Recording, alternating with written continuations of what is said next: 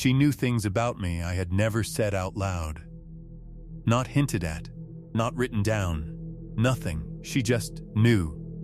And that should have been the first sign something was very wrong. I don't really know how to start this, so I'll just say it straight. I moved to Chicago about 3 years ago. Wicker Park area. Nothing fancy, just a 2-bedroom I shared with my coworker Thessaly. Weird name, I know. She hated it too. Life was okay, normal, mostly. Except for the sleep stuff. I wasn't sleeping right, like, at all. I'd wake up at 2 or 3 in the morning completely out of breath, always after the same dream, always the same place.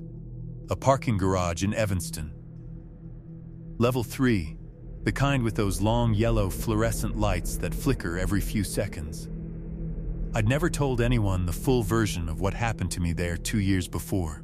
My old therapist, Dr. Renata Falchik, she retired last spring. She knew some of it, but not the garage part, not all of it.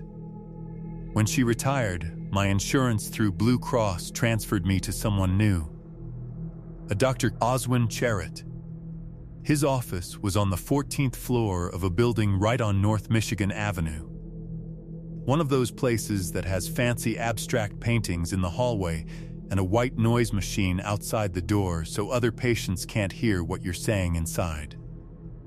First session was just paperwork. He asked about my history, what I wanted to work on. Standard stuff. I told him I had some sleep issues.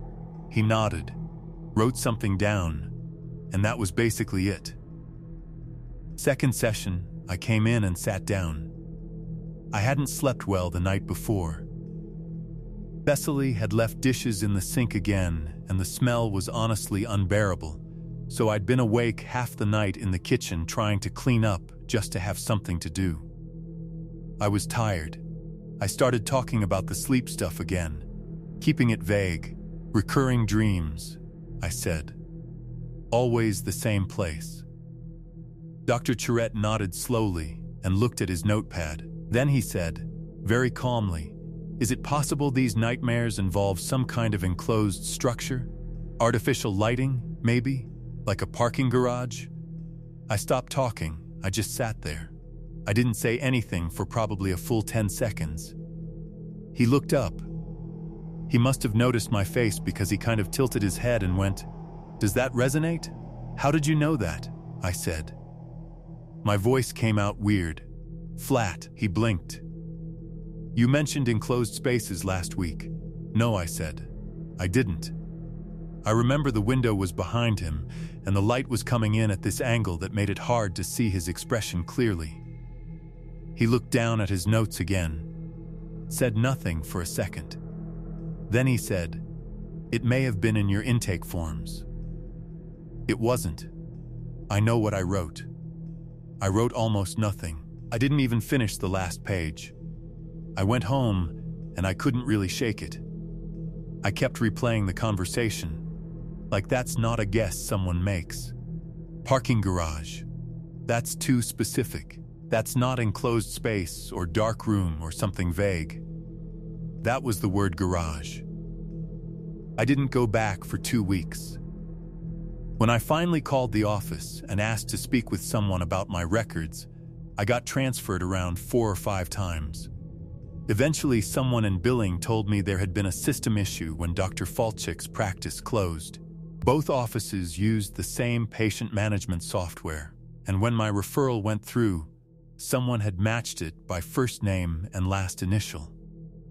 There was another patient, same first name, same last initial, different person entirely, who had been seen at the same clinic years before. That patient's file had detailed nightmare logs in it. Session notes, trauma records, and apparently a lot of it was about a parking garage. Dr. Cherrett had read all of it before I ever walked into his office. He thought it was mine. He was preparing for the wrong person. That's the explanation.